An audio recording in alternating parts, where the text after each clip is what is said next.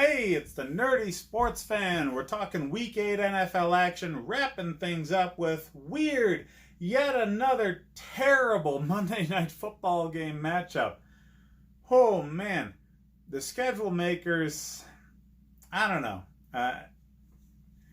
This is really bad.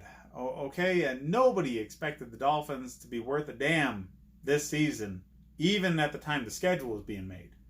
So putting them on Monday Night Football against anybody is a crime against, well, the football viewing public. You guys. You should be really, really angered by the fact that Miami even has a primetime game. So, the fact that it's Monday night against Pittsburgh, in Pittsburgh, it's a goddamn travesty. So they're 0-6. They're about to be 0-7. Pittsburgh has an epic defense. Okay? They are freaking-tastic.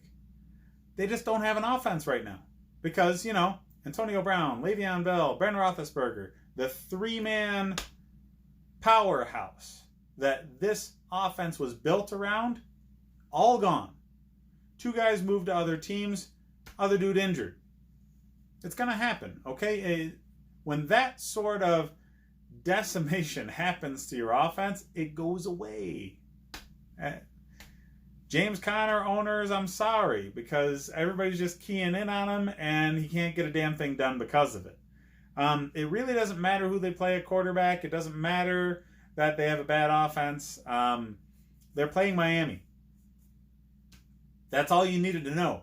So this is the game that you dive into if you have bye week issues because, the Cowboys and the Ravens are both teams that have a lot of play in fantasy football right now.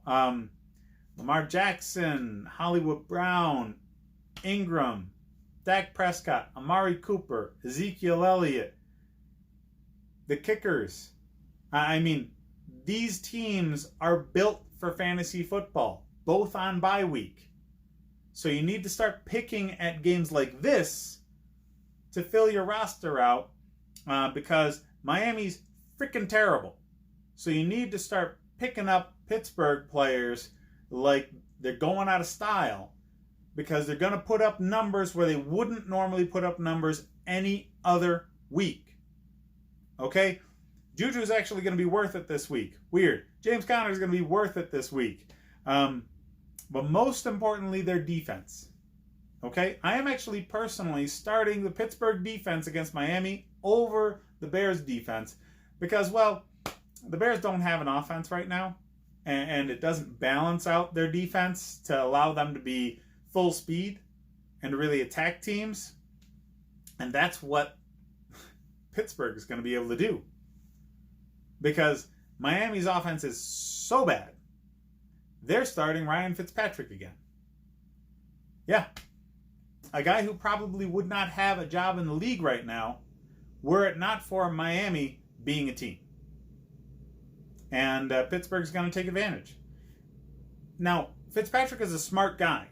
He really is. He puts his teams in a good place to start. It's what happens after the snap that's always the problem. His brain is fantastic.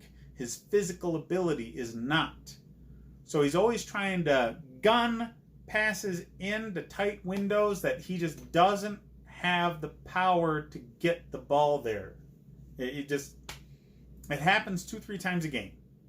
And Pittsburgh defense will take advantage. They're going to sack him. They're going to turn the ball over. They're probably going to get a defensive score. I'd actually put money on it. Because, in spite of Miami having one of their better opens against the Bills last week, the Bills' special teams ended up having a score, and that works out. Okay? Just expect such a solid defensive play from Pittsburgh that if you have them in your lineup, you're going to win. Okay? Going to. We're talking a 20-point production out of Pittsburgh. I don't care who your defense is. They're the better play this week. Bench your defense, start Pittsburgh, and you will win your game because anytime you get 20 points out of a defense, you win. And you're going to get 20 points out of Pittsburgh this week. pick through their roster, though. Check out wide receivers. Check out tight ends.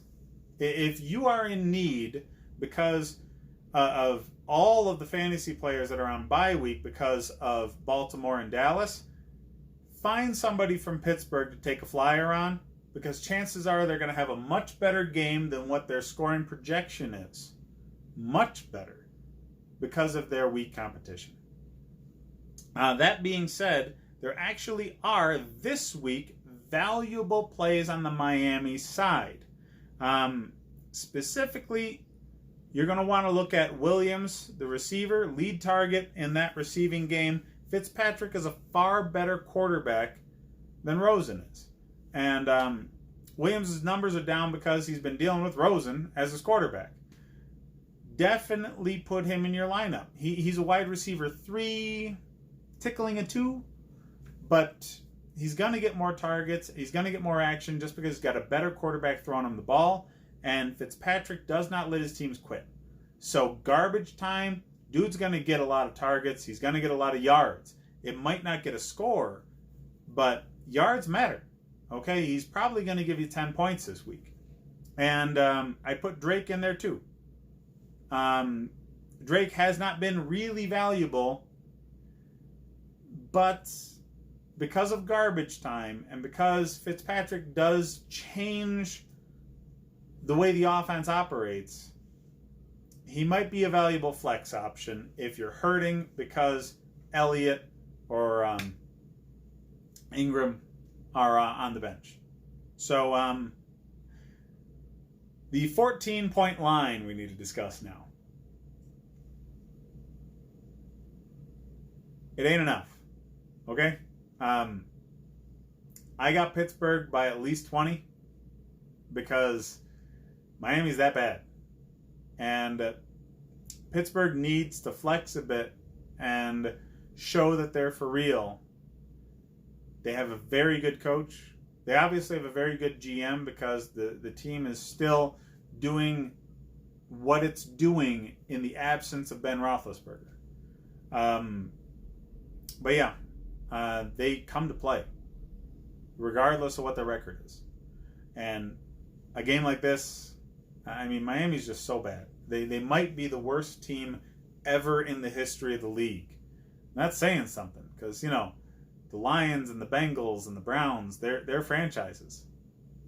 So yeah, I'm sorry, Miami fans. I'm sorry. This is one of the worst things you can go through as a fan base is a season like this.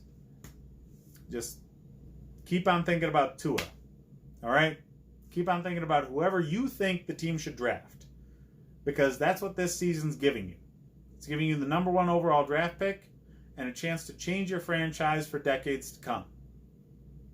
So, hopefully, your GM doesn't screw it up because he's sacrificing an entire year of football and you guys buying tickets and watching this game on TV in order to get a chance at building something good.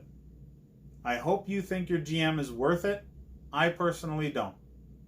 So, that's what I got for this game.